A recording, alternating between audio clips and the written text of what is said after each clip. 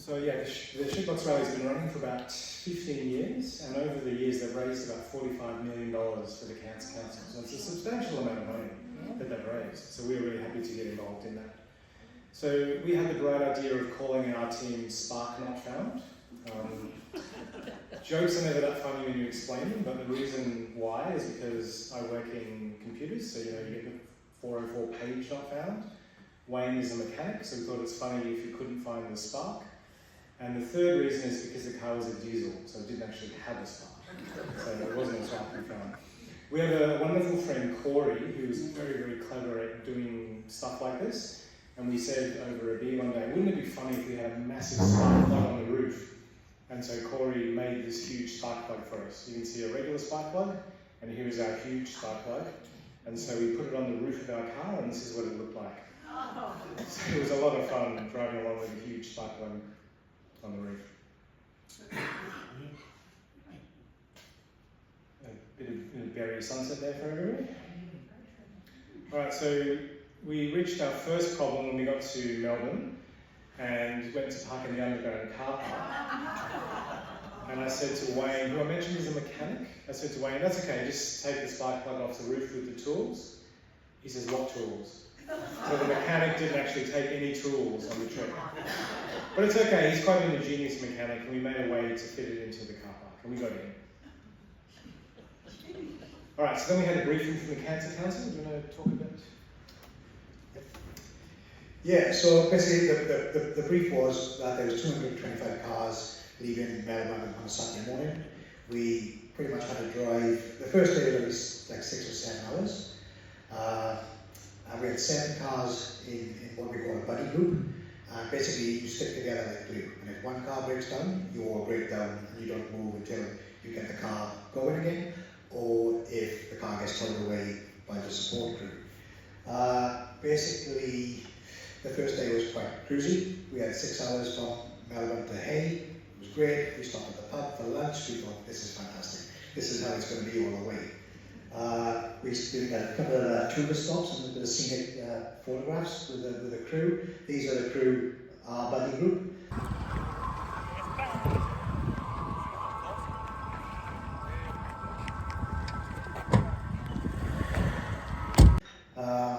And then pretty much we left Hay. Sorry, I'm trying to keep up the time with these slides. Yeah, so this is some giant grain towers just outside of Hay. So Steve was in charge of all media, and he had his drone taking on these wonderful shots and videos that you see.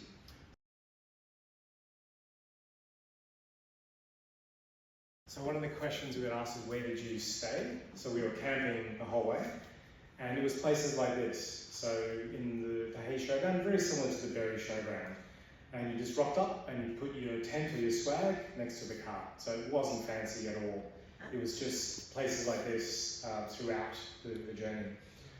And there was pretty good catering. The catering started off good when we were closer to Melbourne. The further we got, the worse the food got. At first there was a choice, like do you want the vegetarian or do you want the curry or whatever. By the end it was like, that's it, that's dinner. But yeah, the camping was just by the side of the car, wherever you were.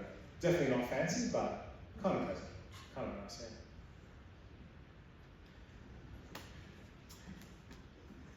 Yeah, so this was our second stop, which was Silverton, which is near Broken Hill.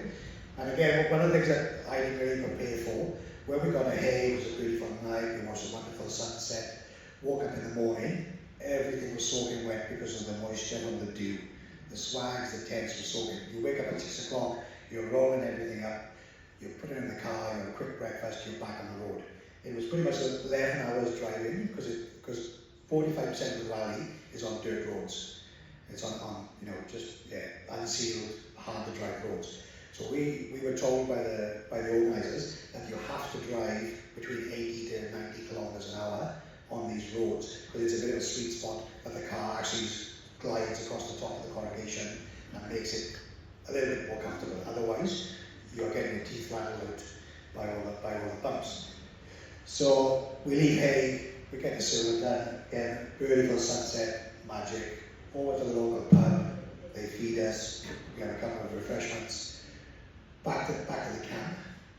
2 degrees.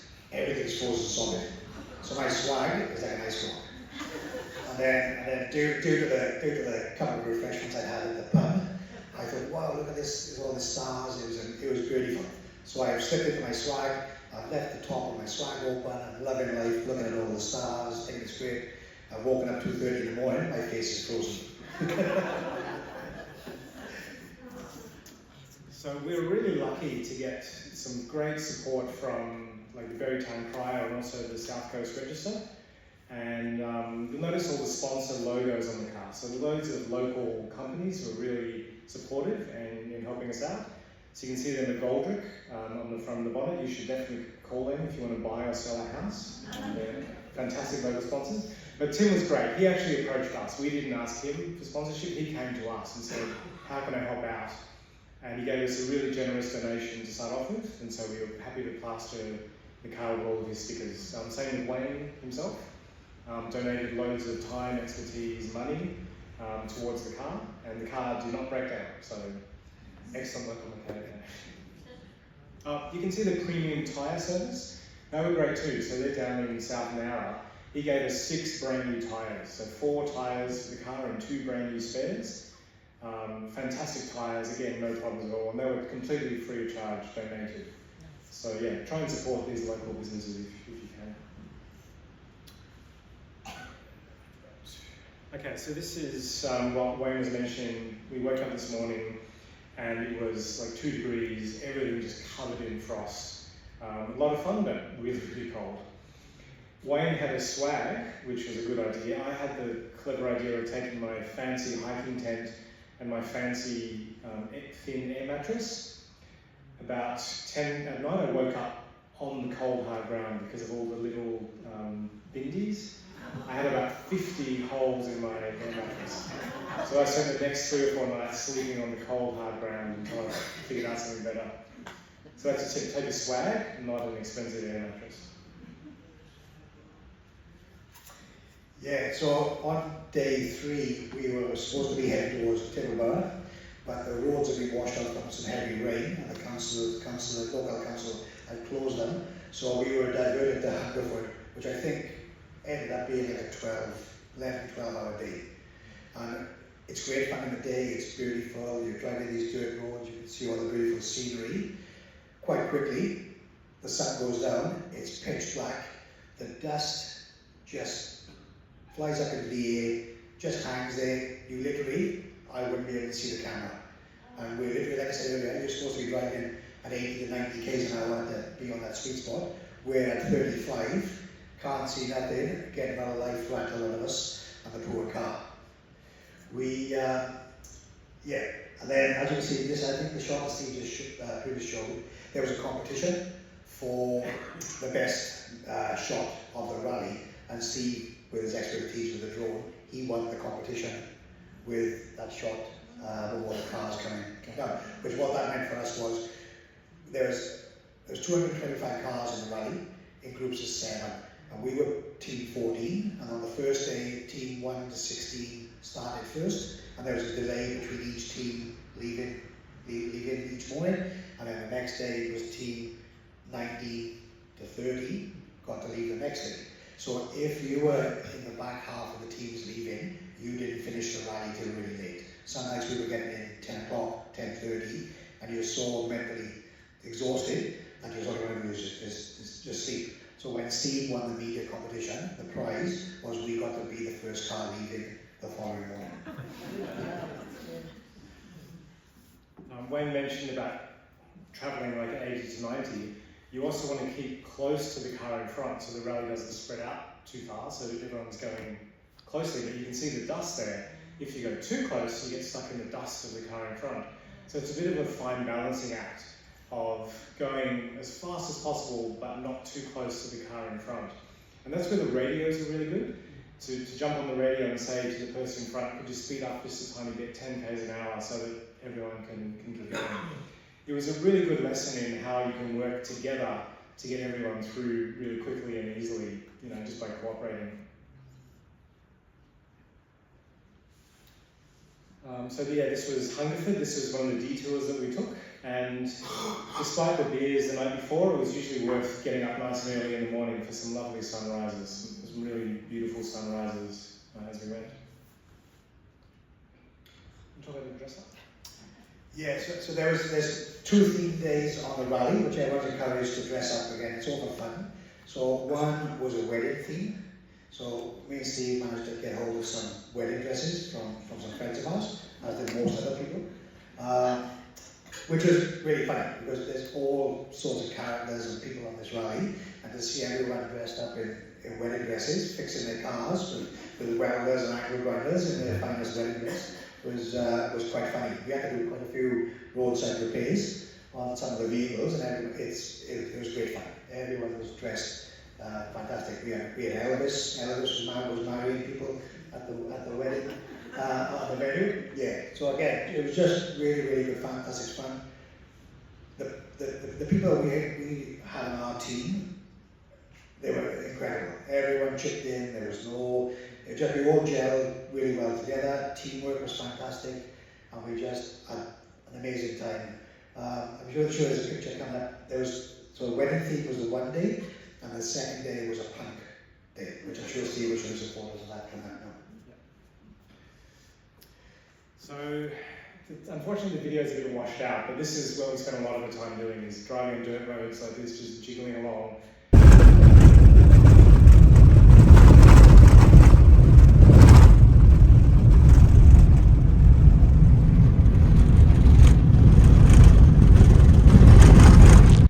The car was a shitbox, so there was no air conditioning.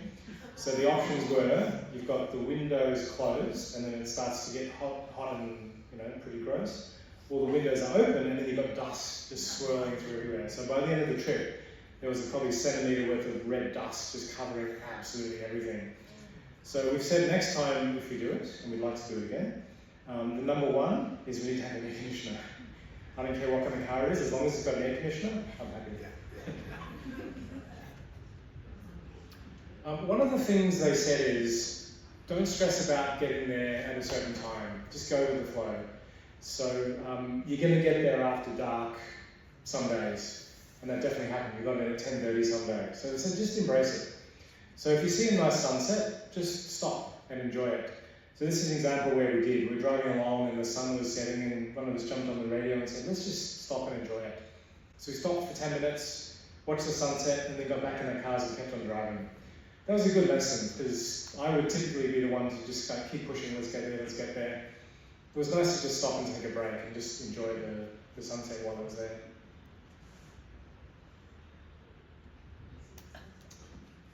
Sorry, I'm trying to keep up with Steve's media. Yeah, so I think it was day 4, we were up to Barrett in Queensland. And again, this is our buddy group. We're just stopping, having photos, taking those moments.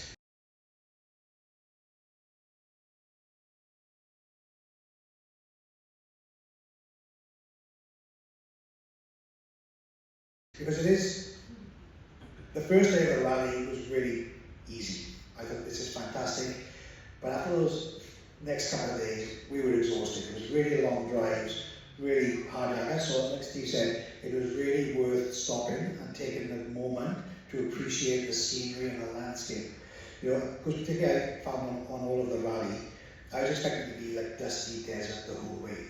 But pretty much everywhere we went, from New South Wales to Queensland and Northern Territory, they'd all had a lot of rain in the last 6 months. So everything was quite lush and green, which was really surprising to what we thought we were going to see. So it was lovely to step outside the cars, have lots of group photos, just build some memories and take some moments to appreciate the rally. Because the rally only went for 7 days, and something I've certainly realised since I've been back is that we appreciate it more now we've done it, because at the time it's so congested, you don't really take it all in. It's kind of actually there. If you'd asked us on day 2 and 3 would we do another rally, we probably would have said off in a few years. By the time we got to Alice Springs Airport and sat there, we were already shaking hands to do the next one. So we mentioned some of the local sponsors. These are some of the other ones who were generously sponsoring. So yeah, it's welcome. And again, with all these, we didn't ask them. We put out the call on the Facebook page, and all these people came to us with the offer to sponsor. So it was really generous that they did that. I'd heard of the Batuta Advertiser. It's one of those online satirical newspapers, a bit like The Onion. It always puts out stupid stories. I didn't know that Batuta was an actual place. And so here's the Batuta Hotel. So the whole group stopped and had lunch and a couple of beers there. I was driving, so I didn't have a beer, but I had a coffee, and I was very surprised in the middle of nowhere with nothing around to get a really good coffee, and it was only $5, same as you pay in town here. So it was a very pleasant surprise. Yeah. Where this guy was from? Okay. Again, we're just driving along. We saw a sign that said Dreamtime Serpent, and normally I would just go whatever, just drive past. We stopped and had a look, and it was kind of cool. Someone had done this cool kind of indigenous snake artwork, just made out of rocks and stones on the side of the road. So yeah, we just stopped and had a look, and then kept on going. It's kind of cool.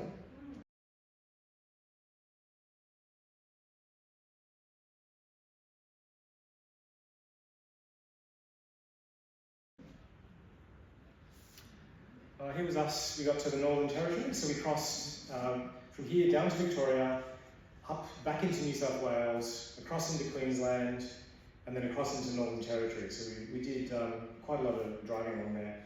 So we stopped for the obligatory photo at the border. What you can't see behind us is about 225 other cars lining up to take this exact same photo.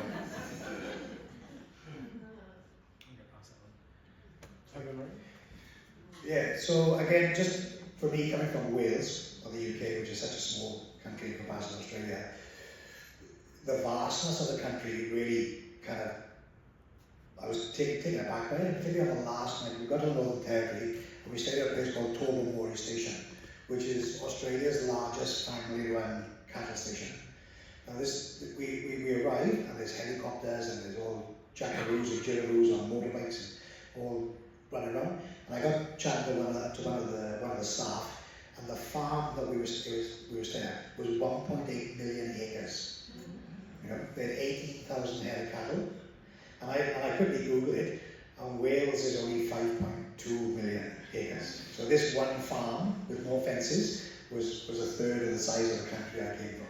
So that was, the vastness of this country is incredible. And there's the sights and the scenes that we got to experience that will probably live with me forever. It was absolutely amazing. Yeah. So this place was so big they had their own helicopter. They had a Royal Flying Doctor landing strip. And that turned out to be really lucky. The morning we left, one of the people on the rally had a heart attack. And luckily the rally people have loads of like first aid volunteers, but also a doctor travels with them and some nurses. And so they were able to, and they had a defibrillator at the station. So it's terrible that it happened, but of all the places it could have happened on this rally, it was the best place that it could have happened because they had all the right medical people there and a Royal Flying Doctor landing strip. So they were able to quickly get that person onto a plane and down to probably Darwin or Alice Springs. Townsville, yeah, like to the nearest hospital. So that was super lucky. Yeah, it was.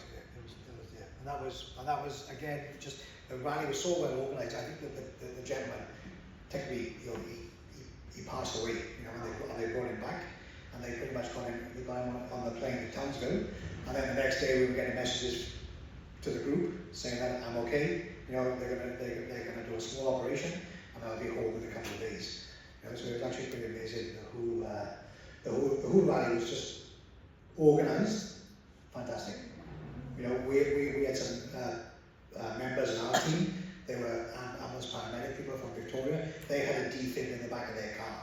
They were so well organised. Everybody was just, if something happened, whether it be a broken car, a broken arm, everyone just chipped in, and the whole thing got fixed up. Very good. This video here was just to show the complexity of getting 250 cars going in the morning. I think they did as good of a job as possible, but you can see it's not easy. And that took a bit of adjusting to get used to. I'm used to waking up and having a brekkie and hitting the road and going. But it's more like, no, you can't go yet. You're body group 14. You've got to wait until you're called. And so you can see why it takes so long to get that many cars going, especially on the dirt road, because you can't all leave at once. You need to let a group go and then wait 5 minutes. then let the next group go and then wait 5 minutes. Otherwise, it'll just be all stuck in a dust bowl. So yeah, you can see why it takes so long to break camp every morning and get going. That's one of the things that took a bit of getting used to, and now that we know what to expect, I think next time we'd go in maybe with a bit more of a chill attitude and just knowing that it's going to take a while. So just go with the flow. So one of the things I say is if it's flooded, forget it. But nah, why would you do that? This is loads of fun. So this is what we do. We actually went back again and again and again to go through this puddle. This is some of our cars going through. You can see actually if you go back to this one, there's Wayne going back for a second try. So yeah, a lot of fun. And yeah, so after pretty much 5,000 kilometres with a trip from Barrett to Melbourne. So after 5,000 kilometres, 8 nights, we pulled up into Alice Springs, which was the official finish line. Here we have Buddy Group 14, made it to Alice Springs. Woo! Nice. We were really impressed. There wasn't many cars that didn't make it. So the whole theory and the shitbox idea is that not every car will make it, but every person who's on the rally will make it. So you have to keep a spare seat in your car at all times. Because if somebody else's car breaks down, and it happened, some people's cars died on the first day, some people's cars died on the way to the rally. There was exchanges in the local pubs and some of the places we stayed at for people swapping cars. They were buying cars of locals to continue the rally. But everybody in our group, we made it to Alice Springs. A part of the challenge, when you went to the rally, the car that you're using gets officially donated to the charity, and then there's a big auction on the following day, and all that money goes to the charity as well. Or you can pay a $250 donation to the charity and take your car back and use it again or do whatever you want to. So me and Steve had said earlier on that we would leave the car with the rally and they could auction it off. A couple in our buddy group, they were so impressed by the car, they bought it from the charity and took it home for their wife to use as a run around. So you might see the gold rigs in Victoria. so basically, that's the map of where we went. I had a little GPS with us, so I tracked where we'd gone. So that's the entire journey. As Wayne said, it was nearly 5,000 k's from Barrett down to Melbourne for the start, and then all the way up to Alice Springs. So I just flipped to we had a video to show.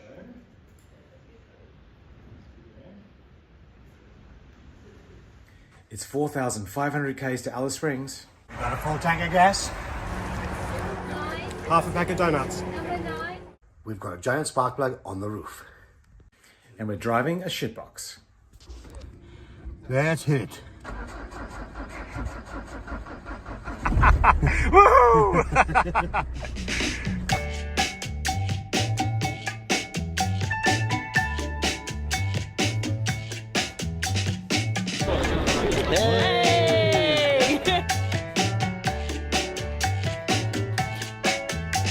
Sleep won't sleep, the rise won't fall. Desire's gonna carry me down to the shore. All night on the other side, be with you on the other side. Dead they dance, the songs can't sing, and purple flowers grow where they've been. All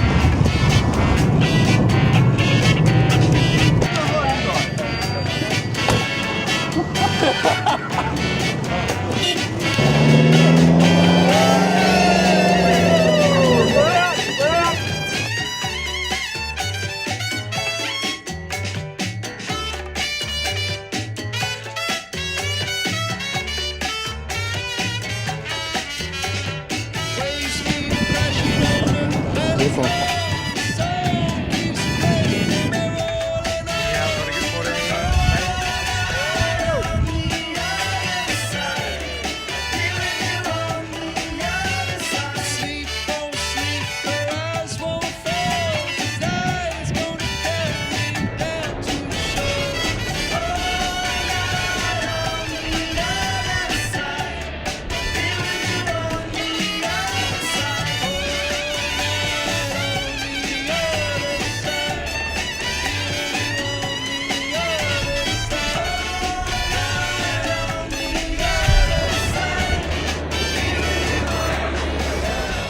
So what's going on here, guys? What's happening? We're giving the shitbox to a loving, caring, wonderful, safe family. Shitbox never taken off road, never raced or rallied? Never raced or rallied. Yeah. Two careful owners, the next owners. Yes. Well, I hope you Very careful. hope it brings you lots of joy. Yeah. Thank you.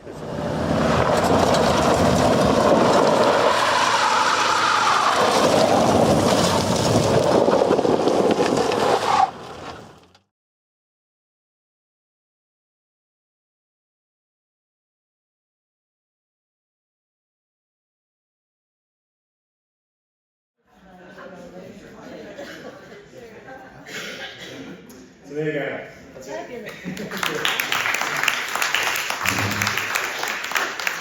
Unfortunately, Wayne needs to go now for an appointment, but I'll be around to answer any questions. So, yeah. Thank you, everyone. Thank you. Any questions? Yeah? Make one statement, only in Australia. Yeah. What do you do about refueling? And what about amenities? Having an occasional shower? Yeah, sure. So refueling.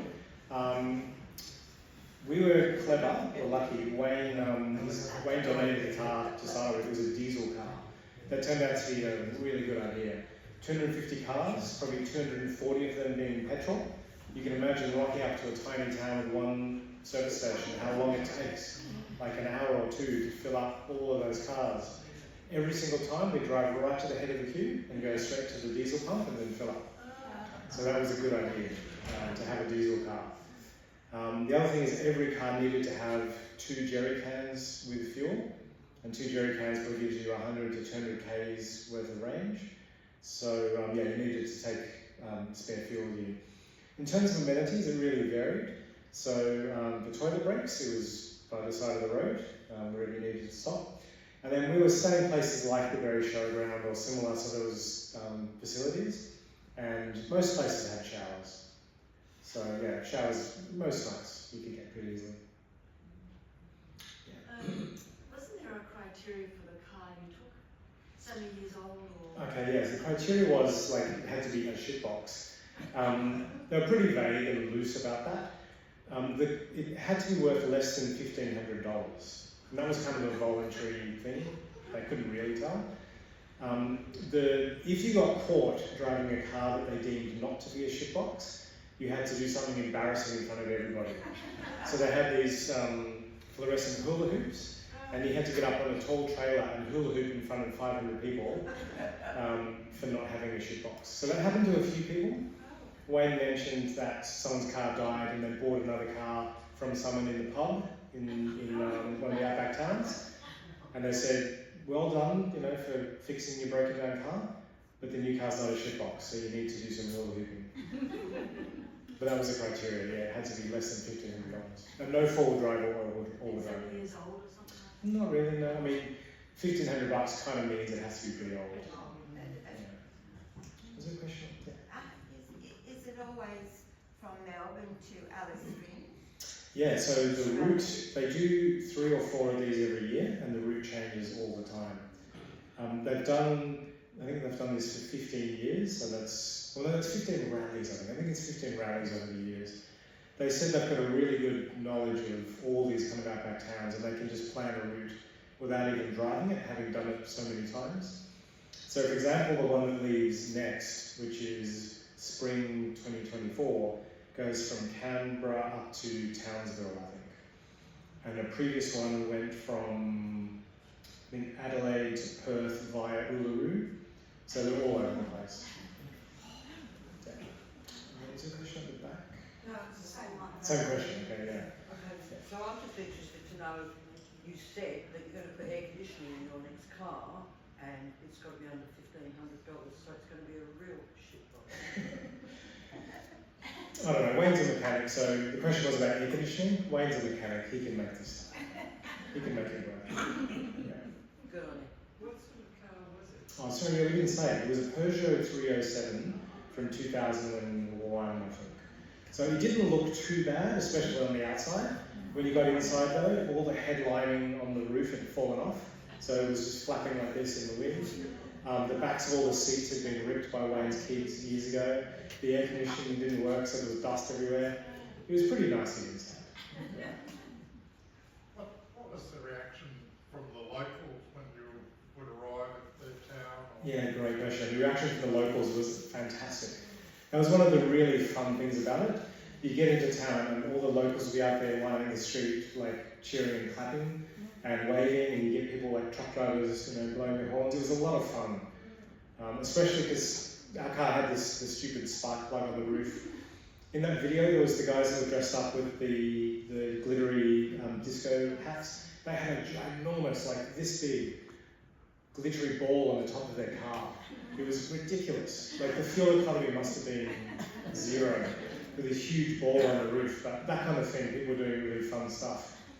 You might have seen the police car. I don't know how they got away with it without being arrested. It looked exactly like a cop car. They were wearing police uniforms, they're really similar. At one point they set up a fake RBT and they were pulling over like, people in the rally and making them do a fake RBT by blowing into a popper. If the actual cops had seen them, they probably would have been arrested for impersonating a police officer. There was one town where we stayed where they had the entire school to come out and wave us off, and the entire school was one boy. A really small town, but yeah, the locals really loved it. I guess from their perspective, bringing 500 people into town who were then going to spend money at the pub, spend money at the servo, we paid lots of money for the camping and the food, so all that money goes into the local economy. So I guess they really loved it. Did you all fit into the pub? We all fit into the pubs, yeah. It was. I guess they knew we were coming in advance, so they probably bought up lots of beer in advance. And accommodation? Well, the accommodation was just in a paddock somewhere, so all they really needed to do was have a couple of portaloos and maybe some portable showers, and then they could fit anyone They all knew anywhere. you were coming and being Yeah, I think they planned this route a long time in advance. The organisers did a great job, and Wayne mentioned because of the flooding they had to detour from Tibooburra to Baduri. They probably only had a couple of days' notice to move everything across to a new location and find the accommodation, find the toilets, find the venues. So they did a great job on that. Yeah, the pub at Hungerford has got the cattle yards just outside it, and the population when I went through there had 3, and now I believe there's 5 people that live in Hungerford, and it's actually on the dog fence as well. Yeah, so Hungerford's right on the... Camped in the cattle yard. Yeah, we came to the cattle yard as well, yeah. In my case, I slept on the cattle yard because my mattress was still broken at that point. Were all the aerial shots taken with your drone, and how did you do that logistically? Great question. Yeah, so the aerial shot, all these photos are mine in the video. With the drone, it was a bit of a challenge because you had to get in front of people in order to get the drone up in time. So we were on the radio a lot, so for some reason we needed to go to the toilet a lot, especially there was a couple of the boys that needed to pee like every 20 minutes or so.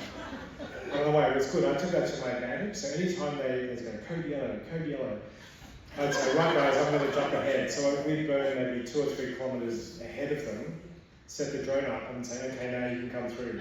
That's how we got all those shots of the people coming towards us, is we would go ahead. It was also useful because if the car in front was a bit slow and you wanted to get in front, I was like the team photographer. We could say, Steve wants to get a photo of you, can we get ahead of you? And we'd go past and I'd pretend to take a photo and then we just drive past. Wayne did that a lot, he's a very impatient man. Other traffic on the road, and I noticed a couple of big trucks. There'd be tourists and that on the road.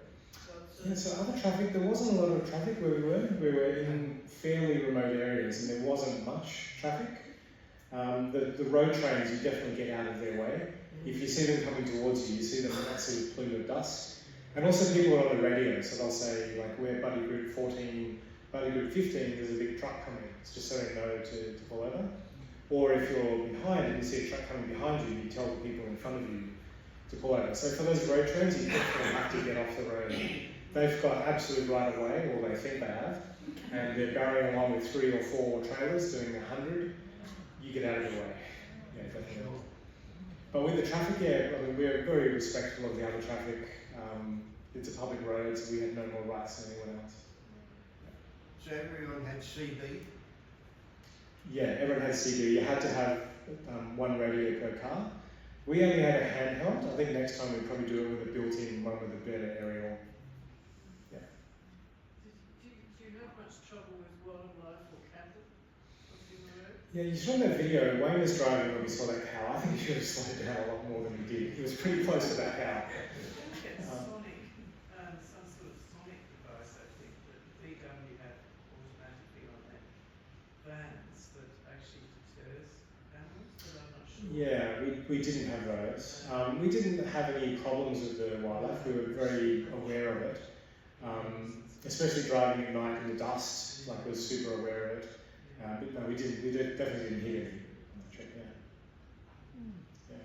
And it took, what, eight days? That's a good question. We left Barry, so how long did it take? We left Barry on Thursday night to get to Melbourne by Friday. We had the briefing on Friday night. We left on Saturday morning. We then got to Alice Springs on Friday night. What is that, 7 days? 8 days by the time we left from here. In retrospect, it was a bit long. What we could have done is paid to have the car shipped to the starting line, and then we could have just flown down and arrived, nice and fresh. As it is, we had 2 days already of driving before we even started. It meant that by day 3 or 4, we were pretty tired. Maybe next time we would do that. But, that's not it. I didn't mention the money too. So we raised $16,000 for the Cancer Council, almost all from the Barrie community. So it was a fantastic response. We'll hopefully do it again, and we'll try and raise even more next time. Have you got a car in mind for next time? Have we got a car in mind for next time? No, but Wayne being a local mechanic, he's always got people donating or selling old cars, so I'm sure we'll be able to find something. If anybody has a shitbox lying around you want to donate for the next rally, then talk to us. Yeah.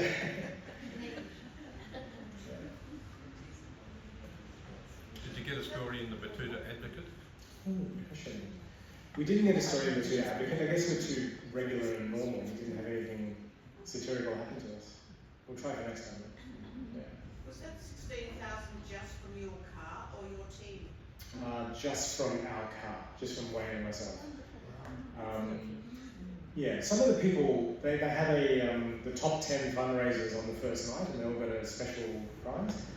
I think the top 5 had raised more than $50,000 each, and the top fundraiser had, I think, $100,000. And there was one team that had raised $500,000 over, I think, 10 years. Just personally, they raised $500,000. And the rally as a whole has raised something like $45 million.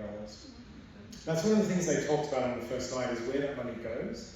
They said that for cancer research, they always need more money. It's always a limiting factor in what they can do.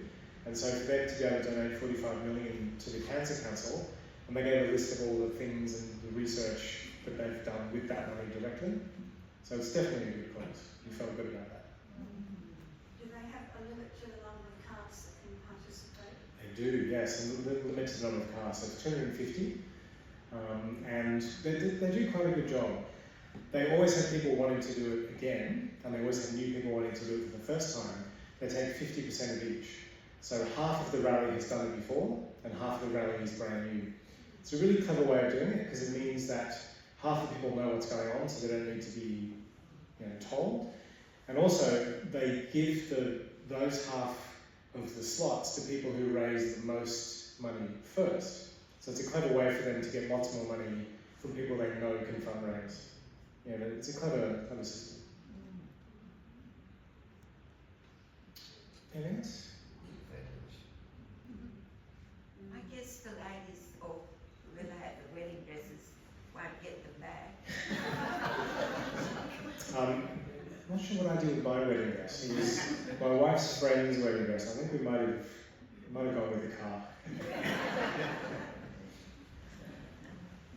well, we say a big thank you Oh, to yes.